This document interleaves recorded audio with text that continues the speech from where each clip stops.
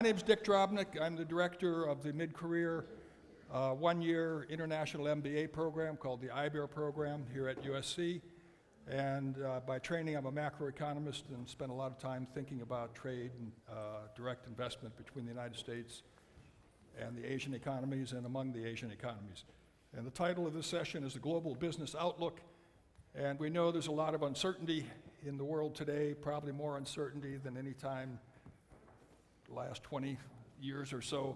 Much of that uncertainty, of course, is brought on by the new administration in Washington, which has talked about changing our trade policies. It's taken us out of the TPP, is renegotiating NAFTA, is taken us out of the climate talks, the Paris talks, and so on and so forth, has threatened a border tax, which would be a tax on imports. Many of these threats are not going to come to pass, but it brings more uncertainty into the world. Of course, and whether we're committed to NATO or not committed to NATO, of course, the British pullout of the EU, the Brexit, China's change in policy on its movement of currency out of the country. So China, over the past 6 months, has been trying to restrict the outflow of foreign exchange, and it appears to be succeeding with foreign exchange reserves rising for the first time. Anyway, we have four distinguished business people to talk about it, how this uncertainty and how their view of the global business outlook affects supply chain and affects the way they do business. And we have Chris Christopher from IHS, Jeff McDonald from NNR, Deven Kataria from Mahindra, and Guido Gries from MD Dachser. We're going to start off with Chris. Thank you. And I hope everyone can hear me. And I'm just going to sort of maybe repeat a few things that were already said. But basically, a global GDP growth this year will be around 3%. And they'll be the strongest growth rate since 2011. 2011 doesn't count because it was too much of a bounce back. You can sort of see here when the big one hit, you get this kind of sort of the bullwhip kind of effect going on. But this year, basically stronger growth. There's two reasons we're sort of seeing it. First, the US is doing pretty good. Higher oil prices and commodity prices have Canadian growth and some emerging market growth much stronger. And then another thing to have in mind is Brazil and Russia have, they're out of the ditch, if you will. Russia doing considerably better than Brazil, more sustained. So let's sort of look at what we're sort of seeing here is before 2000, turn of the century, basically global growth was mostly dependent on the advanced economies. Then as China ascended to the WTO, as India changed its way it looked at free markets and exports, you had a period of hyper-globalization, and you can sort of notice here that the blue line, world GDP growth, was being driven more and more by global trade, but on top of everything else, the emerging markets, the BRICS, were playing a much stronger role. Most notably was China. When the big one hit during the Great Recession, what you sort of had is more people, a lot of companies in China, small manufacturing firms, went out of business. However, the bounce back was quite noticeable. And then in addition, this kind of conversation that China is going to decouple from the United States was basically a no-go. Things are hanging, we all are in this together. And if you notice right over here, that little bump up there, most notably that is coming from China. Their recent GDP numbers have been relatively strong. However, Brazil and Russia are, sort of have made a comeback. Now let's sort of, go and let's try to do a global outlook by region in 3 minutes. So hang on here. Basically, because of higher oil prices, higher commodity prices in Canada, which was already mentioned, Vancouver and Toronto are doing wonderful, actually overheating, especially in the housing market because of capital outflows from China. Now Calgary, which was in a recession, is finally picking up. Sort of the same kind of thing you're sort of seeing in West Texas in the United States and also North Dakota. The US, what we expect is some kind of what we call Trump stimulus, reduction of the corporate tax rates, a little bit, a decrease in the personal income tax in next year, and so that will sort of stimulate growth in 2018. But in addition, the labor markets in the United States are relatively tight. There are people who are still hurting, of course. And then, of course, we get to Mexico, where confidence is not doing the greatest. The peso has taken somewhat of a hit, but oil and chemical production is still moving along. Now, they do feel threatened a little bit about what they're hearing from the White House, but it's our opinion at IHS Markit that there will be no border adjustment tax and no major trade restrictions. Now, that brings us to the other Americas. Brazil has finally digged out of the ditch. The GDP growth numbers recently have entered positive territory, but they do have some political problems, again, on the horizon. And basically, we're a little bit bullish on Peru, Chile, and to a lesser degree, Colombia. That brings us to, Western Europe. The data from the northern tier Eurozone countries is looking relatively good. Tight labor markets. And then your pigs, okay? Portugal, Italy, let's have a double I, Ireland, Greece, and Spain. Greece has tremendous problems. Spain is doing relatively well, but it started from a very low bottom. And then your, basically the elections that you sort of saw, or the referendums you sort of saw, not in Britain, but in the continent since the latter part of 2016, sort of reaffirm a commitment to the Eurozone and globalization. Most notably is Macron's En Marche party has a majority of the seats in the French parliament. We don't think anything will happen to Merkel in September, but the one to look out for would be the Italian election, which should be before May or April of next year. Now, that brings us to the Japan. Japan, you have a shrinking population. You had that kind of situation in Germany until recently, but their growth rates are not looking too good. For the most part, you could sort of say, if you take, we all know that the Federal Reserve is raising rates. They're going to most likely sort of tighten their balance sheet, which is over $4.1 trillion in September. The United States and Canada are actually raising rates. We think the Federal Reserve will reach a 3% Fed funds rate by December of 2019. Let's compare that to the ECB, the European Central Bank, BOJ, the Bank of Japan, and let me throw in three other ones. Denmark, Sweden, and Switzerland. You have about 25% of global GDP sort of controlled by certain central banks that is in a negative interest rate regime. And the Bank of England is not going to raise rates until they get through this Brexit ordeal. ECB should, sometime next year, eventually raise rates. But that being said, Japan definitely has tremendous problems, and in addition, we do think they will have another sales tax that will hurt growth. That brings us to other Asia, and let's do this very briefly. For the most part, China is going through a transition from construction, heavy manufacturing, to light manufacturing and service sector economy. Their consumer spending to GDP ratio is around 35%. If they want to grow their economy, they can look inward, no pun intended.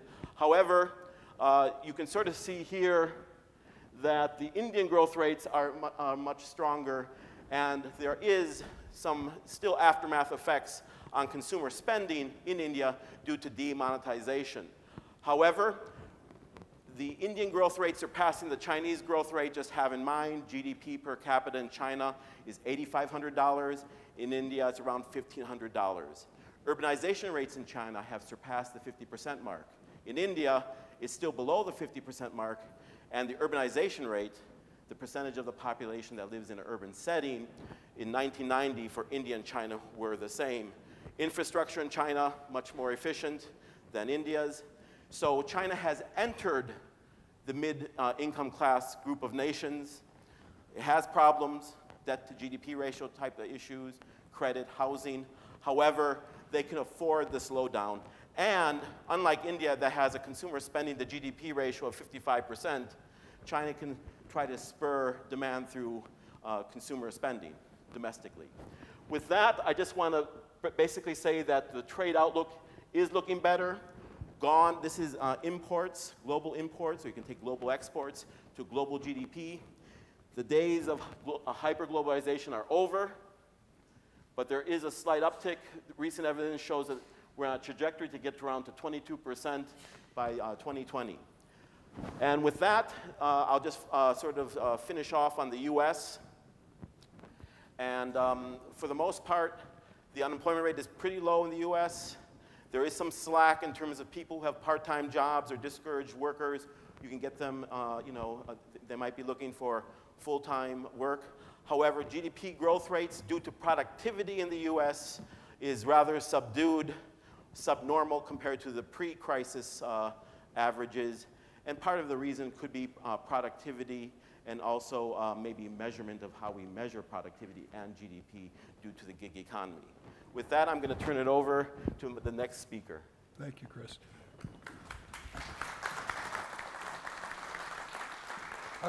Guido, before you start, let me ask one question to Chris. Please. Chris, given your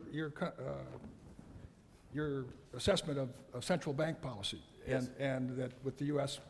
likely to tighten and the other ones staying at negative rates, and given the assessment that the U.S. economy is growing faster than the others, both of those things should make the dollar stronger, Right. and should make our appetite for imports going up. What does the IHS group think in terms of the dollar and in terms of the trade gap? Great. The trade gap in our projections should widen. Exports are going to do a little bit better. We think that the dollar still has a little room to grow, but by, everything is in favor of the dollar to grow a little bit more. But after what happened in the, let's say the French elections, the euro did pretty well. So the dollar is sort of loosening up a bit. However, Fed policy would be in favor of the dollar, but when it comes down to it, the current account balance fundamentals will matter. Now, the dollar effect onto exports in the US is sort of fading already. However, the stronger consumer spending that you're sort of seeing is driving imports much higher, so the trade deficit should get wider, even though exports are going to do a little bit better. One thing to have in mind about US exports are, here's two little things to think about on US exports. 30% of US exports are services. So that's another kind of thing to sort of think about. And it's very uncommon to many other advanced economies. In addition, our major exporting country from the US perspective is Canada. And with higher oil prices, higher commodity prices, Canada is doing much more better in a more homogeneous sense. You have Calgary picking up, business investment in energy in both countries is picking up, and then exports to Canada are going to do better. However, it's not going to outpace imports. So even though exports are going to do better, the trade deficit is going to get worse. So the administration will be unhappy. Yes. Guido, your turn. Yeah, thank you. So I want to talk about my subject, which is now since 35 years international shipping, air freight and ocean freight, and why is that important? 89% of the global trade has been done with the shipping industry by ocean. So basically, without the ocean freight, there would be no globalization. The acceleration of the globalization were, sorry my word, dirt ship rates over the last couple of 10 years. With that said, our average value in a container, 20 feet equivalent unit in my company is $30,000 US. The average index in Shanghai, where we measure the index of the cost of a container per 20 feet container, is approximately $900. I just ask you to keep that two figures in your mind. I wanted to give you as well another view on the global development of the world of TUs, 20 feet equivalent units. So globally, we export, and this is just the export view, 135 million containers, which are booked through the shipping industry. You import something, you bring it to the US port, or you export something, you bring it from the US port somewhere else, wherever you mean that. We have a lot of merchant transit products, which are being served by that industry. The big bubbles you can see are basically, and that has been a shift over the last couple of 5 years or 10 years more, is now a huge part of the container movements we see in intra-Asia. The traditional, would say old connected countries, China, Germany, and United States, they're still strong, but they do not grow at that extent. Southeast Asia and China in that area was growing. That, of course, has an effect on the balance of the shipping industry, how you manage your equipment, how you manage your containers, and additionally, of course, an impact to the prices. Lately, we see the outlook, it's like something like 2.3, very pretty much in line what you see the GDP growth is. It seems to be not a very encouraging growth, 2.3% on that volume. But what is happening below that line, most likely we see over the last couple of years a lot of nearshoring. You put exports, you put factories into Mexico, Eastern Europe, Southeast Asia, and production is happening there. So the traditional trade lanes, as we saw them over the couple of decades, most likely evaporating. You will see more and more trade lanes are divided in smaller trade lanes, Eastern Europe going into Africa, Eastern Europe going into South America with inter-Latin American trade is going to grow. That is happening as well to have an impact on the shipping industry. I mean, after the Hanjin bankruptcy last year, we see a meltdown in the shipping groups. Today, basically, we just have 3 shipping groups left, which are responsible to move all that cargo, under 38 million TEUs. So a meltdown to 3 group leaders, and there's a continuation as COSCO announced to buy OOCL, that is somehow also a threat I want to document, because it's going to be an oligopolistic situation where services, prices are going to change the next couple of years. The next 3 years, I see heavy rate increases in the shipping industry. I will see space shortages where you thought you have space available, like always available for you. It's not going to happen anymore. You're going to see a lot of shifts from containers from left to right. So there's a threat which I want to address. Nobody is maybe looking into that right now, because it seems to be everything is flowing into the right direction. But in the next 3 years, we're going to see changes. Eventually, that's as well a reason why Amazon started to invest into, and I'm not in the board of Amazon, obviously, but that's why they started to invest into own aircrafts and thinking about as well building own ships, because they see that coming, or saw that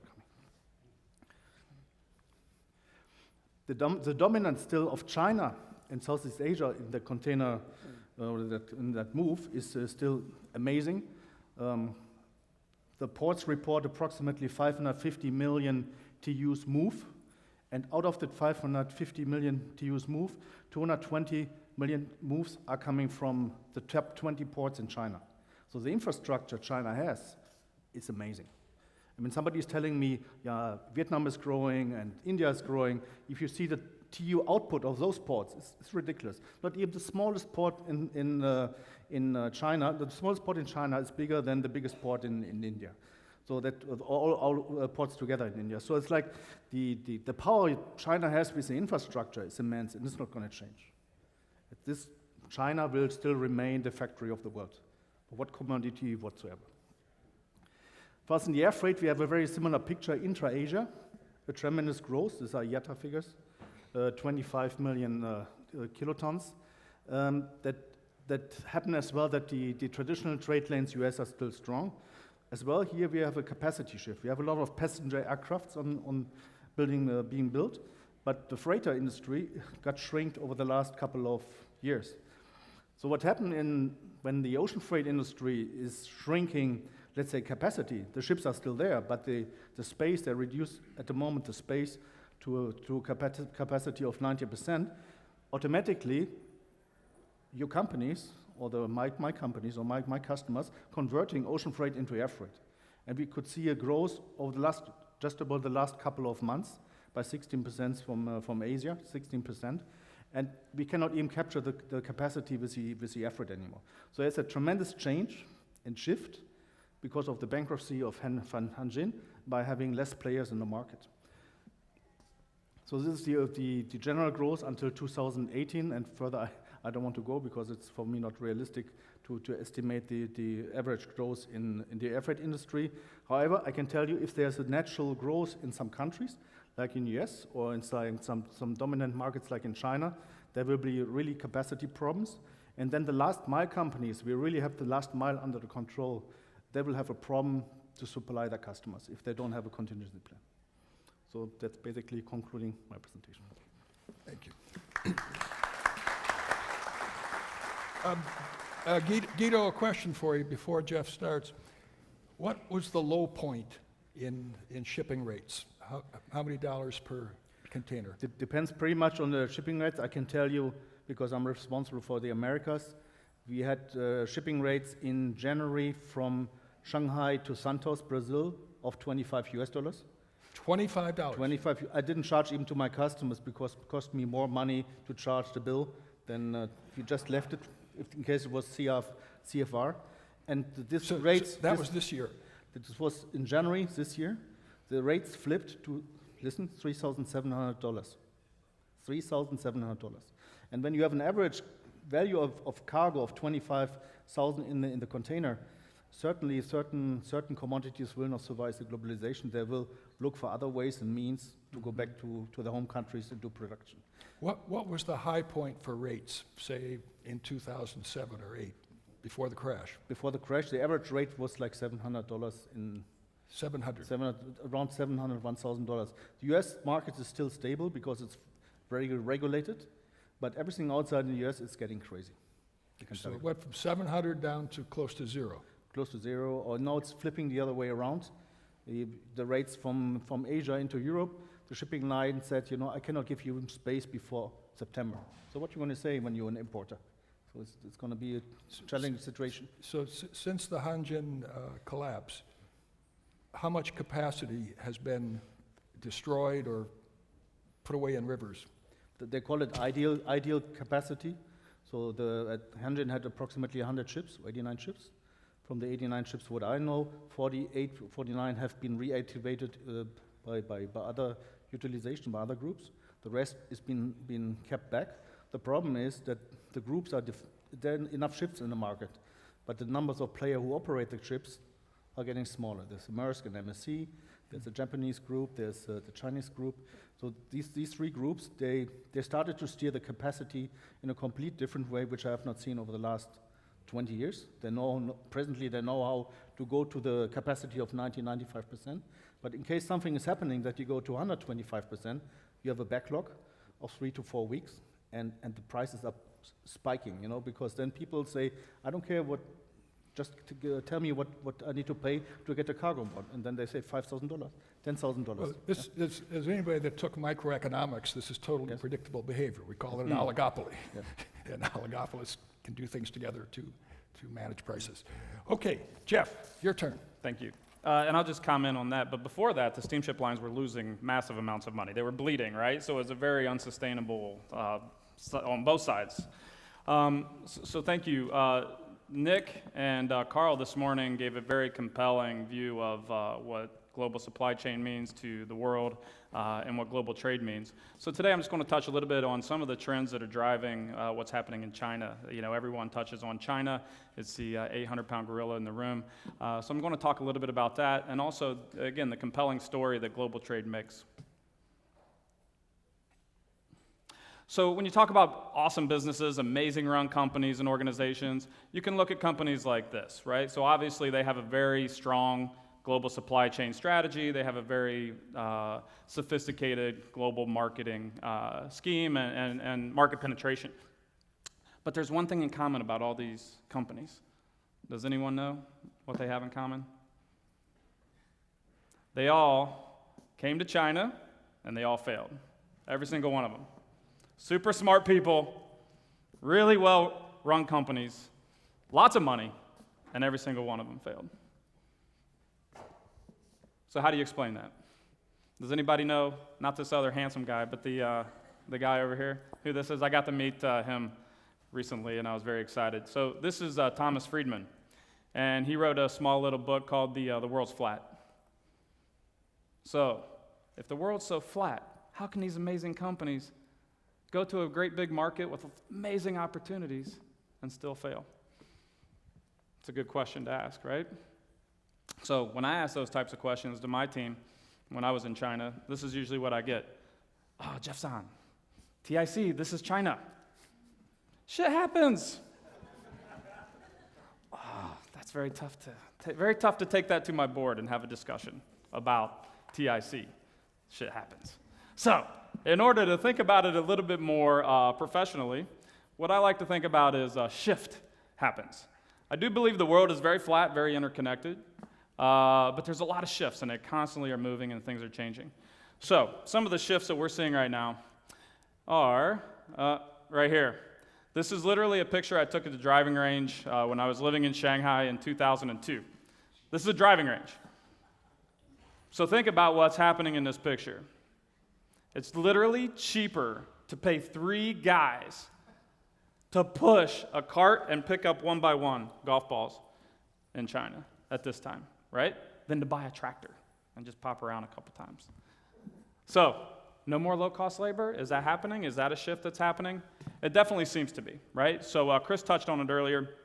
Wages are growing pretty dramatically in Shanghai and have been.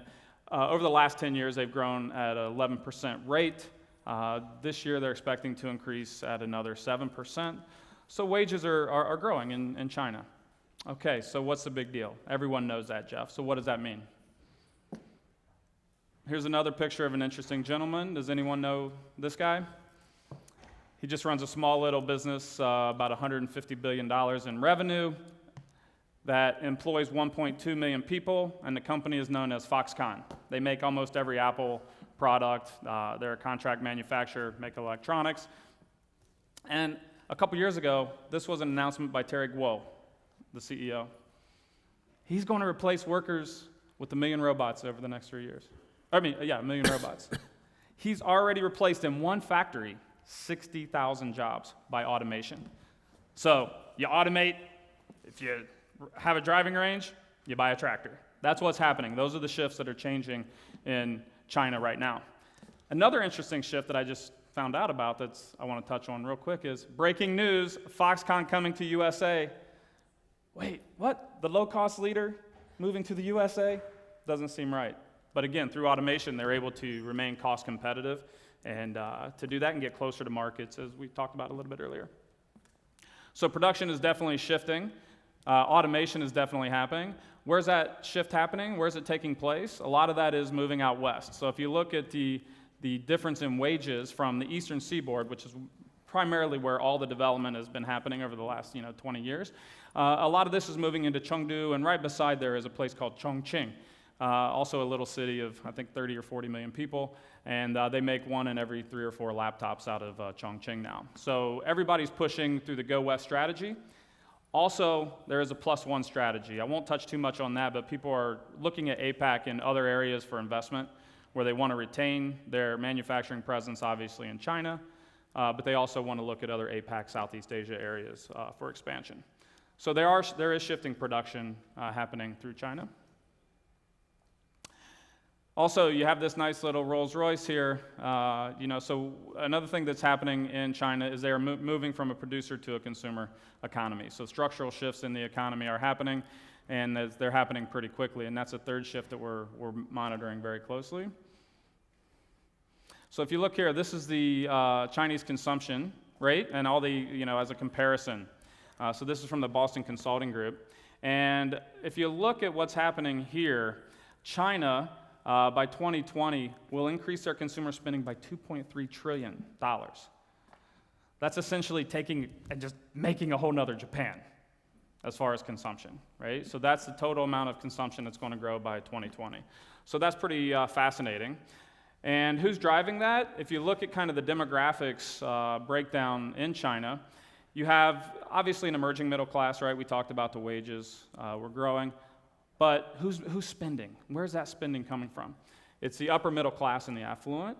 So the spending growth rate is at 9%. They spend at 17%. Also, it's the age, right? So the younger folks are obviously more brand aware, more conscious, more into consuming than the older group, who was very conservative and saved a lot of money. And then also they're moving that online. So that's a huge evolution. So this is also happening here, from EPZ to e-commerce. When I first moved to China in 2002, one of the biggest problems I had was I worked for a customer of ours, manufactured laptops. And over here he had an R&D center. The laptop manufacturing was in what they call an EPZ, which is an export processing zone. He wanted to give some, about 2 miles away, he wanted to send some of his own laptops over to the R&D center to do some testing on. He called me up, hey Jeff, can you just pick this up and drive it over there? Oh, I would love to, but I can't, because you're in an EPZ and there's very strict regulations. You have to export that. So I would literally take his products, fly them to Hong Kong, create another commercial invoice down in Hong Kong, fly him back to Shanghai, and deliver him 2 miles down the street, because he was in an EPZ. Things that come in have to be exported. They have to be exported. Not anymore, right? Now it's all consumer, it's domestic spending and domestic consumption. So the e-commerce is booming. And this is my last slide, but just to talk about scale and size, Guido talked about the number of shipments and the infrastructure in China. This is 1 day of sales. Has anybody heard of Singles Day? It's basically a China Cyber Monday or Black Friday day. And this is Alibaba's sales and Tmall sales for the day. $18 billion in e-commerce sales. 1 day. 1 day. 18 billion. To compare that, if you take last year's Cyber Monday and Black Friday e-commerce sales, combine those, you're at less than 7 billion. Less than 7 billion. So, again, lots of shifts are happening, moving from an export to in China, for China, domestic distribution, consumption model, and you need to be aware of those so you don't wind up like those other folks and fight on churches. Thank you. Thank you, Jeff. Deven, let me ask Jeff a question or two. The LA Times has been running a series on China, Sunday, Monday, Tuesday, changes in Chinese business practices, and with a heavy focus on Africa, Chinese investment in Africa. And it talked about one shoe manufacturer who has put in state-of-the-art modern shoe facilities, and he pays his workers, his Ethiopian workers, 1/5 of what he pays his Chinese workers. And he says, it's just obvious that I should be here. Now, government infrastructure, Chinese infrastructure investment in railroads and ports makes it possible to mobilize those workers today to the market. Half of the shoe production goes to China and half of the shoe production goes to the United States. So coming out of near Addis Ababa. Secondly, the Foxconn movement to Wisconsin. I don't know whether you saw part of the news, but the state of Wisconsin is giving them $3 billion. Yes. I think it's $300,000 $250,000 to $300,000 per job, yes, to attract this Chinese, Taiwanese investor. Now, the issue of coastal wages versus Western wages, Shanghai, Chengdu, at half. In October 6th, we'll fly our 56 IBEAR MBA students to Chengdu. Oh, great. And we'll have a 10-day period of time comparing the business environment in Western China with Southern Vietnam. So we're going to do Chengdu and then Ho Chi Minh City. From your perspective, do you see American foreign investors leaving coastal China, moving to Western China in any way, or is it Chinese investors that you see doing that? That's a great question, and I was always nervous when Dick was going to ask a question because I read his bio and he's such an Asia expert. I knew he would ask me a tough one.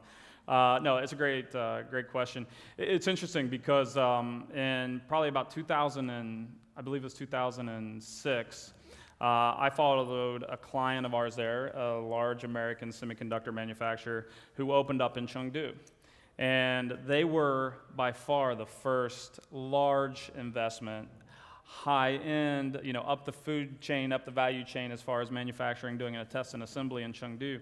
And the assumption was, with large companies like this moving into Chengdu, with the government policy of Go West, that there would be a very rapid rise in U.S. or FDI, foreign investment into the region.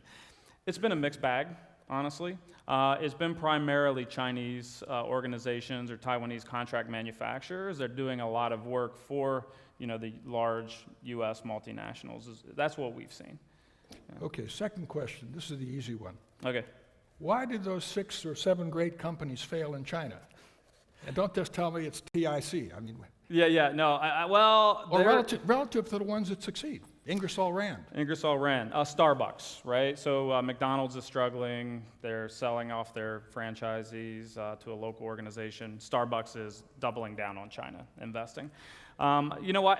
There's different reasons. For an example, Uber, I just think that when they came into the market, they struggled against a more agile, local, aggressive competitor that had deeper political connections. I think that was very key.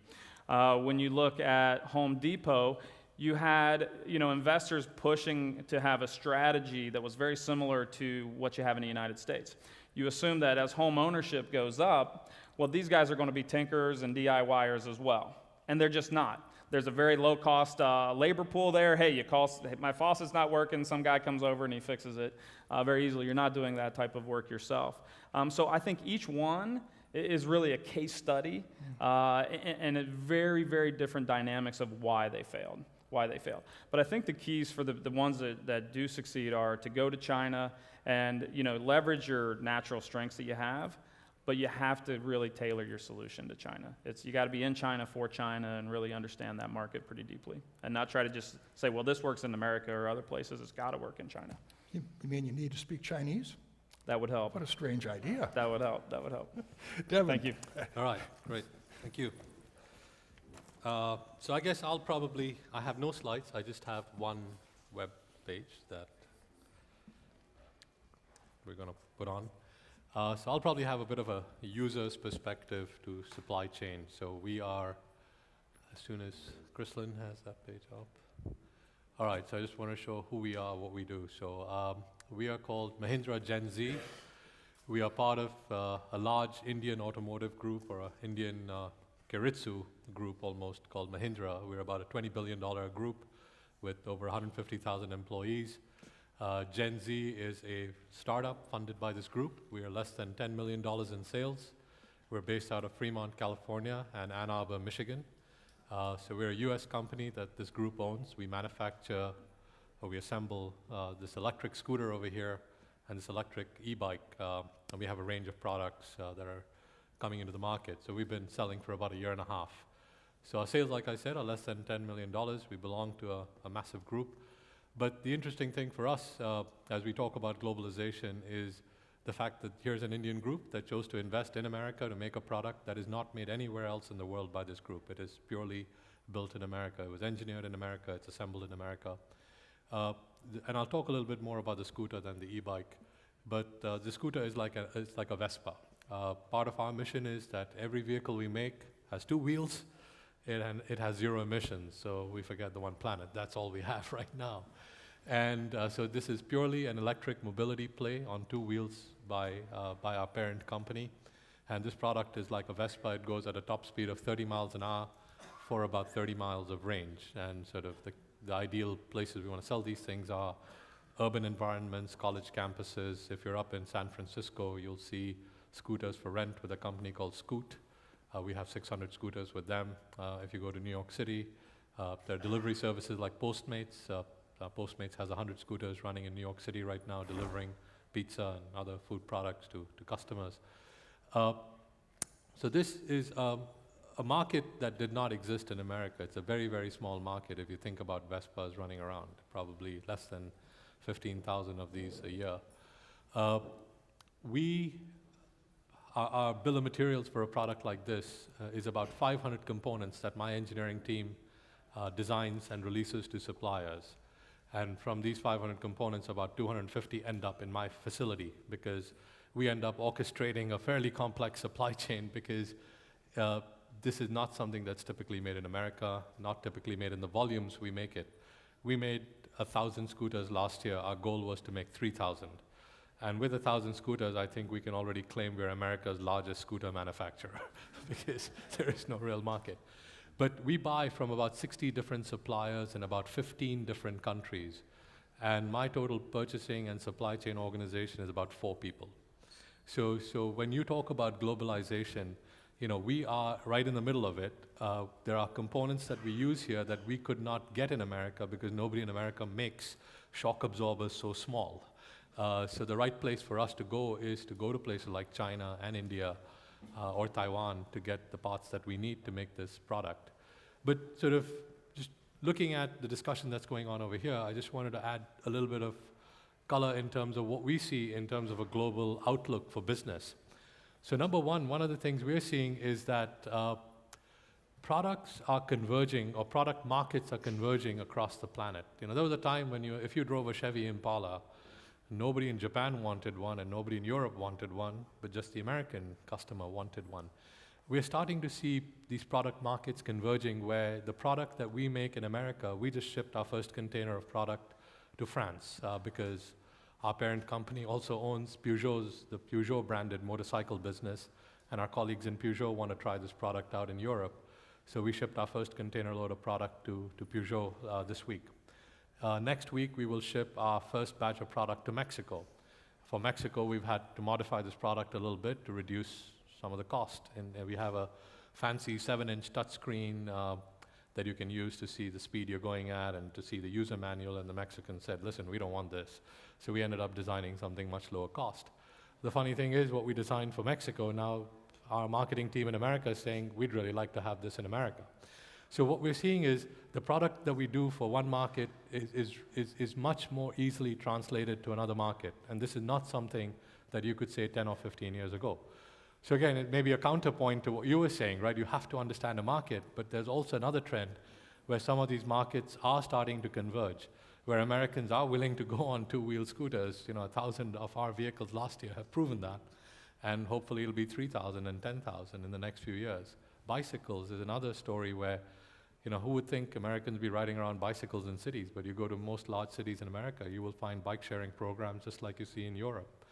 And by the end of this year, we'll introduce electric bike sharing in North America with a partner.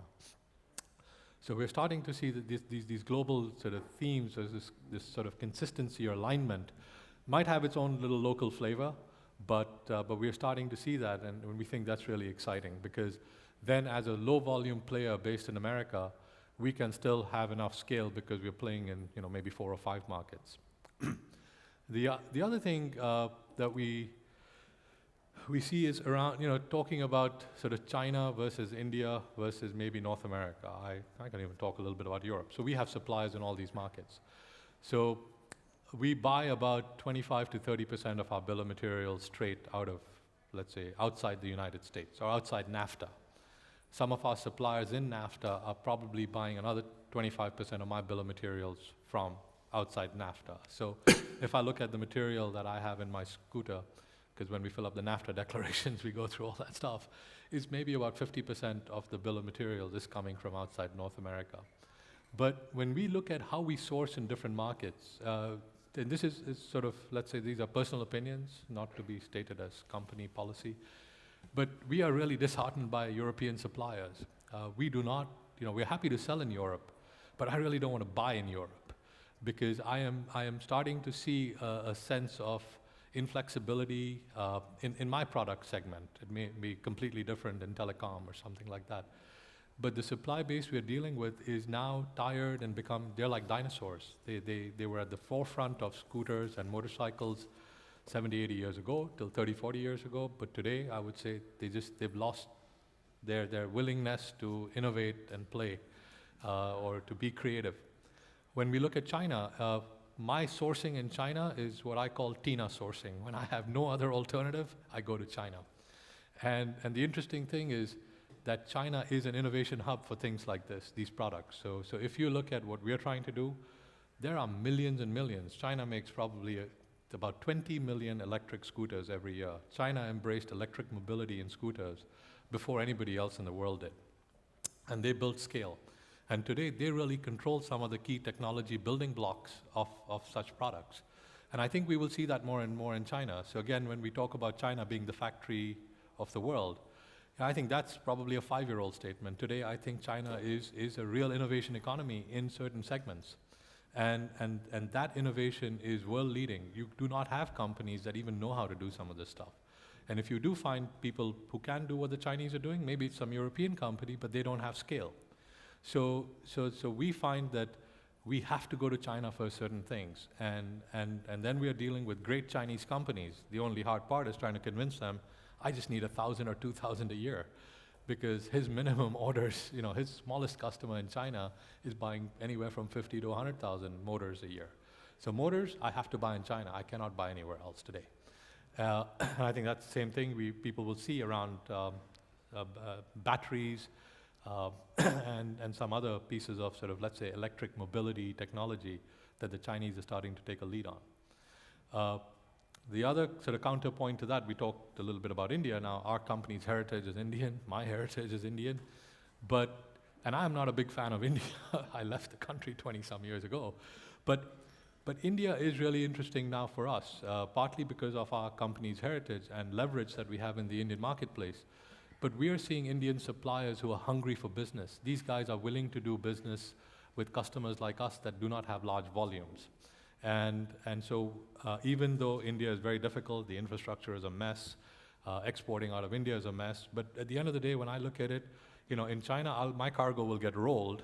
In India, it'll probably be caught up in a bureaucratic process, and both of them take 3 weeks. So, it doesn't really matter. You just design your supply chain around a certain transit time, knowing that, in China, I'll get screwed for this reason, in India, I'll get screwed for that reason. But what we're finding is India is starting to become very interesting for us. We feel a little more comfortable from an intellectual property standpoint still.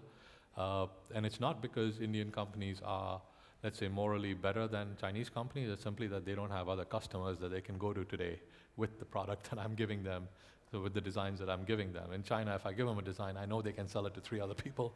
In India, they still don't have those 3 other customers to give it to. So we buy quite a bit out of India, about 12% of, so we buy about the same amount out of India as we do out of China. And the funny thing is, we buy a lot of technology product out of India now. We buy electronic circuit board assemblies out of India. So you talk about Foxconn. So you again, Apple's first plant out of Greater China is actually going to be in India, where they're setting up with Wistron to make the iPhone SE. But we're seeing global electronic manufacturers who are setting up shop in India and trying to do business out of India. And then we buy sheet metal stampings out of India. So I have this sort of, I'm buying a $2 part or a 50-cent part, and I'm buying a $200 part out of India. And then the next thing is America. We really love being in America. And we love being in Michigan. I don't know, Michigan's gotten a fairly bad rap over the last several years. But what we find in the Midwest is a bunch of companies that have really found ways to be innovative and remain relevant to a global automotive supply chain, if you would. I can do things in Minnesota that I cannot dream of doing in China. It could be because I don't know who the guy in China is that I need to talk to. But about 2 months ago, we wanted to do something really, really fast with plastics and with a Chinese supplier. Our Chinese supplier did not know how to do this in 2 weeks. We told him we knew how to do it in America in 2 weeks. We made those parts in America in 2 weeks, and we shipped them to China to say, put this together so that I can get my product. This is not something we would have thought of. 10, 15 years ago, you would hear about Chinese tool makers and how quick they were at doing things. So I think China is starting to get a little inflexible, unless you know the right people. And we're finding that in America, there are companies that are really trying to find ways to remain relevant, and part of that relevance is to accelerate on speed. So you will pay more, but you will get things faster. And we're really happy being in Michigan. We chose to set up a small factory in Michigan. I have about 40 people working in our company. We have about 5 people that make 10 scooters a day. So it's a very, very small business, but America is, in my mind, not a country that you want to ignore. I would be happy to sort of ignore Europe for the most part. I know Guido is probably European, But the thing is, we find that America still has that sort of essence of flexibility and that willingness to compete because America thinks it will win somewhere down the road. I think in Germany you see a little bit about that, but I think a lot of Europe is starting to feel very tired right now. So, well, that was my 2 cents worth. Thank you, Deven. Sure. Before we open up to the audience, Deven, a question for you. So you closed with the competitive advantage for your type of firm of being in America is the speed of suppliers and the flexibility. When did your firm buy the American company, or when did you set up this company? 5 years ago. 5 years ago. Was that an obvious asset at that time? What was the strategic thinking of why set up here rather than set up in India, where you know how everything works? So one was that we were trying to make a product that it would be practically impossible for us to make in India. 5 years ago, we could not have done it. Because of technology? Because of technology. Some of the stuff so when you look at this product, every scooter we make is connected to the internet. Every 30 seconds, it reports about 100 different parameters to a backend that we have in the US. Does it take the fun away from driving? No, it doesn't take the fun away from driving, but it cannot drive itself. But I know what's happening to your scooter, so if something's going wrong, and my engineer is smart enough to figure out how to detect it, I can call you up and tell you that, listen, I need you to bring it in for service because something is about to go wrong. Or I know what's wrong, bring it in, I'll take care of it. So we are doing things where we have, so every 30 seconds we get vehicle telemetry, and we also get location, so there's a privacy risk, so we do tell people we know where you are, but if your product's getting stolen, we can let you know. We have a low jack type feature built in where we can switch off the vehicle if it is stolen. So we brought all this technology, and we use our entire frame as aluminum. Some of the aluminum castings, what we're doing with them, we do not think Indian suppliers could do. Doing the lithium-ion batteries, so we use the same battery technology that Tesla uses in the Model S. They're switching to a new cell. We use the cell that they've been using till earlier this year, let's say. Trying to figure out a supply base in India that can work with these cells, you could not do that. Now it's all coming. But I think, so one was we figured that this is a place where we can find the suppliers and the partners we need to do business. But the other part was Mahindra as a group has had a vision that says we want to be known around the world as a respectable global business. And so that is part of a much larger mission, and the group wants to succeed in America. And that was a choice to come to America. The interesting thing was choosing to be in Michigan, because so our corporate office was set up in Fremont, California, about 5 minutes from Tesla. But when it came time to picking a place where you set up your engineering team and where you set up your manufacturing team, I think at that point, sort of Michigan sort of stood out simply because we would be coming to a place that had all this automotive DNA. Sure. And even though it's not a car, it requires a lot of the same technologies and skill sets. So. And as we were talking last night, you said the cost of labor and the cost of land compared to California's it's remarkably low. Yeah, and in fact, the cost of land compared to India is low. So India is very expensive for land. Okay. Okay, questions from the audience? Over here, please identify yourself and tell us who the question's for. Hi, my name is Christopher Rad. I'm part of the USC-GSCM 2018 incoming class. This is a question for the gentleman on my right. So you were sort of talking about how oil is a powerhouse export and import for a lot of these different countries. With a green technology movement that's sort of happening right now, how do you think that could affect sort of GDP around the world and trade in general around the world? Well, I mean, let's backtrack a little bit. It's let's take some numbers that we have that we measure weekly in the U.S. on oil. And when oil collapsed, if you will, the Baker Hughes rig count, plummeted. These are the rigs for drilling. Then as oil prices sort of came up gradually or stabilized, the business investment in energy in Canada, in the U.S., also in some other oil exporting countries, it picked up a bit. But in the backdrop, you still have some countries are still, looking towards going green. They're looking ahead. And most notably for the US, it would be the auto industry. Now, that should be good for trade typically. But the industry that's suffering the most from that in the US is maybe coal. Not because of this, let's call it green movement. It's basically because of the prices of other types of energy.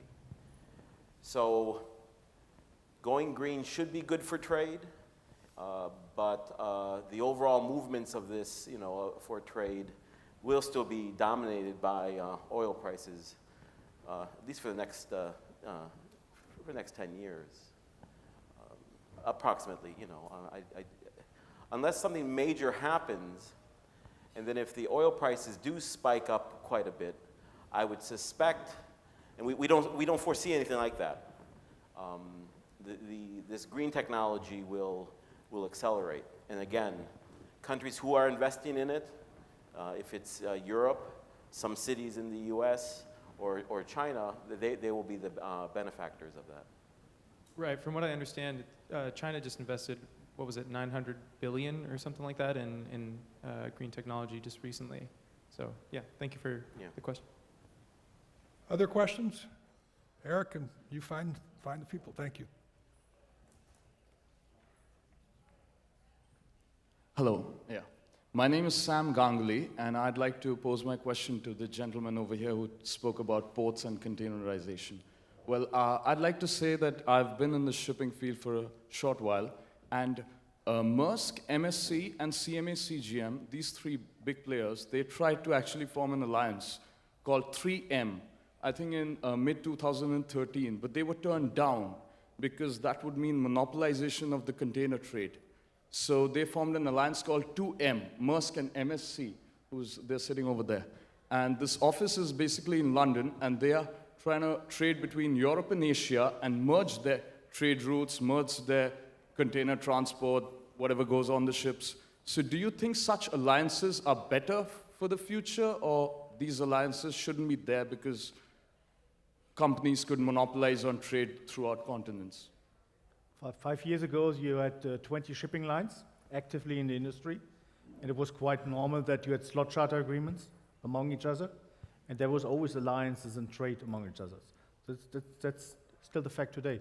But the amount of players are reduced to a very critical point, which are oligopolistic, which is dangerous, right? So when you don't have a market anymore, and you don't have no market entries anymore, then obviously either the service is going down, the prices are going up, because it's going to serve the interest group, not most likely the customer.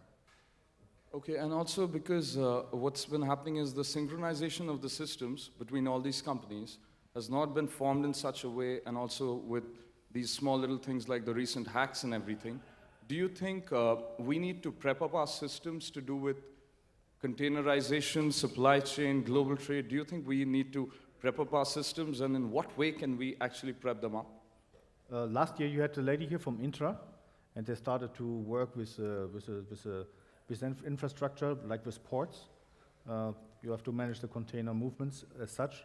And secondly, of course, you have to find ways and means as well to go to the shipping lines and cooperate as well there better to manage the supplies. What is now quite common, which was not the case before, we start to pay no-shows. So when you don't have you have a booking but you don't show, you have to pay a no-show fee, and this was not the case before. So the shipping line is getting, in general, more and more organized, which was like not the case 2 or 3 years ago. There was like a group of people that were doing a lot of sort of very strange things, and we could basically hedge. So basically I could go at the beginning of the year to an automotive company, I could hedge the rate they wanted, and through the craziness of the industry, I always find somebody who can give me the service and the rate. This has changed. It's over. So this industry change dramatically, and it's going to have a huge impact on your supply chain. Can I ask a follow-up to that? Sure. Is that okay? So yeah, Guido, we're in a similar business, but I'm just curious, again, before we mentioned that it was fairly unsustainable in the past because the capacity was rising so fast. We were bringing out these mega vessels with 18,000, 19,000 TEU capability, whereas in the past they were carrying, 8, 10, 12,000 TEU. So capacity ramped up very quickly over the last 10, 15 years. So it became a glut of space, and now are you seeing it getting back to where it's going to be tight again, and do you feel it's getting healthy, or do you feel it's unhealthy on the, I think it's a too strict now? I think it's a pendulum movement, like from Yes, one one to extreme the other. to the other, and this will take maybe 2 or 3 years out Okay. to go back to the other years. But you need new entries. I mean, the capacity is there, as you Yes. know. The ships are there. So, but the amount of ships, how they manage, the small group, how they manage now the new entries, they will try to manage it at a 90% capacity, which will not allow any spike. So as soon as you have a spike, it will take 2 months to introduce new ships to the market, right? The ships are there, and they will take out again if the All right. trade lane is not working. They will shift trade lanes. They are not sufficiently for the future. Though maybe they will skip ports, they make slow steaming, all that Slow steaming. sort of stuff, which we have not had when we had 20 shipping lines in the markets which were actively Right. competing against each other. So at the end of the day, we're going to pay more For the for our next 3 products years, for the next few definitely. years? Okay. Any other questions from the audience? Yes, sir. Here, microphone's coming. Hello, my name is Isaac Aluke. I'm also in the online global supply chain program. My question is for you, Jeff. And I know the moderator kind of mentioned a little bit movement going on in the global network between China and Africa. And I'm originally from Nigeria, and I've seen that movement happening where there's a lot more Chinese companies kind of going into that area, telecommunications and things like that. And I guess my question to you is, in the future, I mean, how do you see Chinese companies playing in Africa? And I guess what would you say from a pro standpoint and also from a con standpoint? And what kind of trend line do you see going, in the next 10, 20 years? Yeah, so thanks, Isaac. It's a fascinating question about China and Africa and the integration that's been happening. It's been happening for some time, 10 years or 15 years or so. I think initially the partnership, if you want to call it that, was really one out of driven by China's massive growth and their insatiable appetite at the time for natural resources. And so I think they founded many of the countries in Africa, a strategic partner for them to go in and find areas with natural resources that they could use to to fuel their growth and manage that. I think recently, under Xi Jinping, the new leader in China, he's really pushing more from an isolation to more of an integration model. And with the Road and Belt Initiative, I think he's really looking at Africa from not necessarily just a natural resources perspective, but from a development. He wants to develop ports there, so they are investing in the infrastructure as well, into manufacturing. So I think it's really to support capacity, to support sales of their products, and allow their companies to manufacture there, also have access and tap into some of the cheaper labor. So I do believe that it's going to be an ongoing relationship with Africa. I think that for the most part it'll be a pro, because they're now moving more from just a natural resources model to supporting infrastructure with port development and manufacturing facilities and such. So.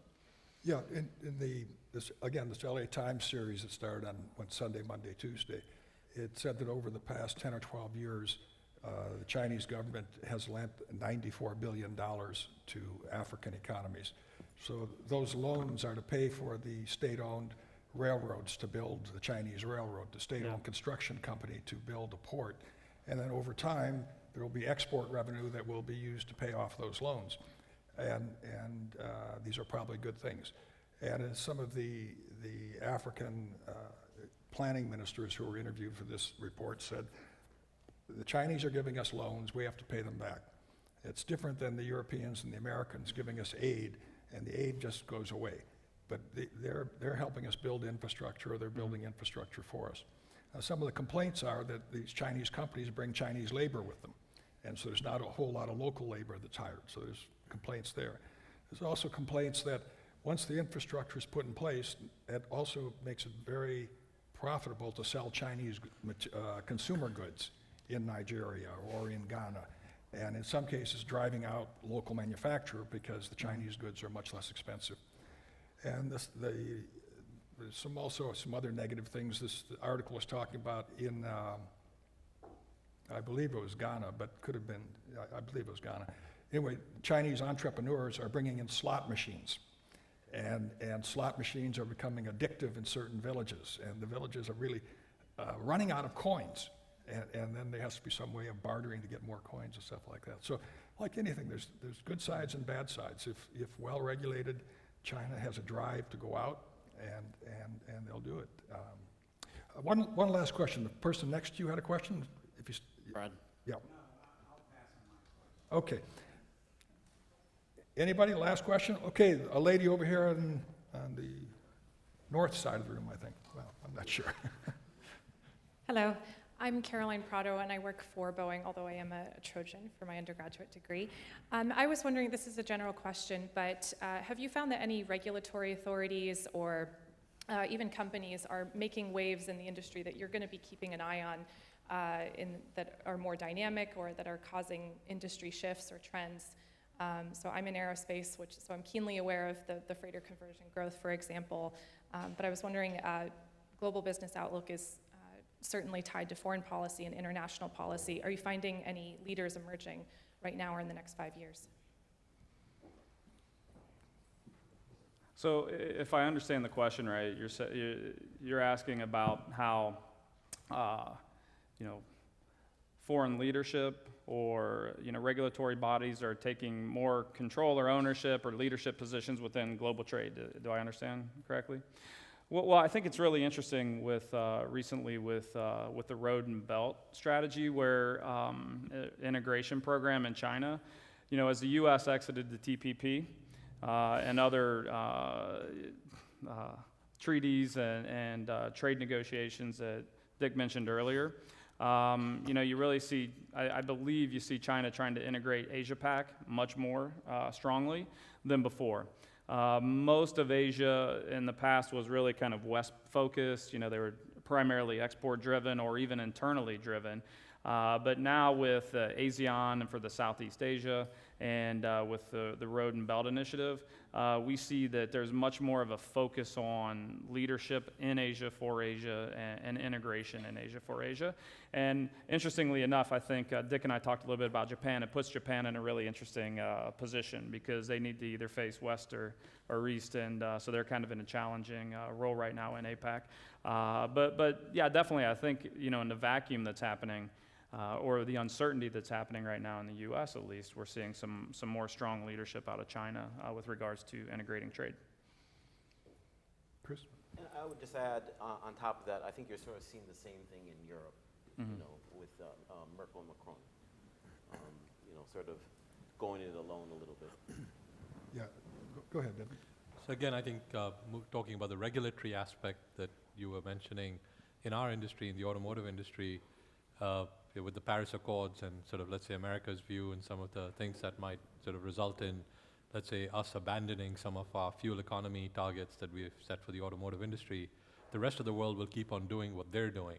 And that's when you will start to see where the shift happens stuff, where I believe that some of the rest of the world will pull ahead of us when it comes to embracing alternative technologies, especially in automotive. There are articles, if you read, I think Britain, I think maybe some other European countries are saying by 2040, 2050, they will pretty much ban gasoline engines. They're in the process of banning diesel because of what Volkswagen did, but within the next 20 years, which is a very finite or a very short time frame in the automotive industry, that within 20 years we could find that nobody wants to make gasoline engines anymore. We might be the only ones. I don't know. So. And just echoing the comments of the panelists here, the U.S. has engaged in a self-inflicted wound by pulling out of the Trans-Pacific Partnership, and it has led the nations that were signatories to say we have to play more intensely with China today. And just the fact that we have 30 or 40 or 50 positions open in the State Department and being those departments being run by acting deputy assistants is another sign of the U.S. withdrawal from engagement. And we have open appointments for ambassadors all over the world. Again, another sign of our withdrawal. And that can be changed it can be changed next year if they decide we're going to start filling these positions and we're going to negotiate with our trading partners. But that would take a shift in thinking from the top. Let me close with a sales pitch.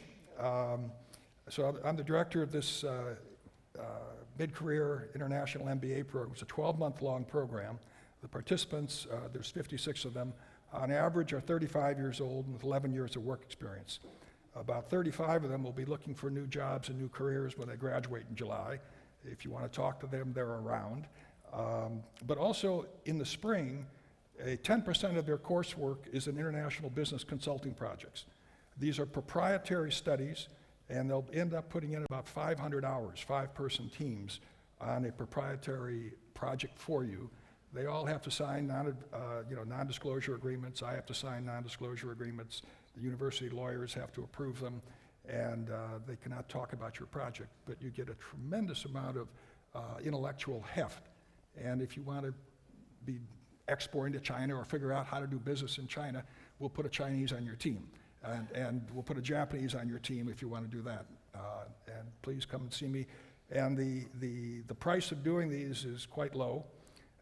If you're a small business, it's $15,000. If you're a big business, it's $25,000. But the real cost is you have to have a senior executive meet with the team every 2 weeks by Skype or in person, depending on where you're traveling. And without that, it just doesn't work. You really need to be involved in the project and shaping it. How about a round of applause for our panelists?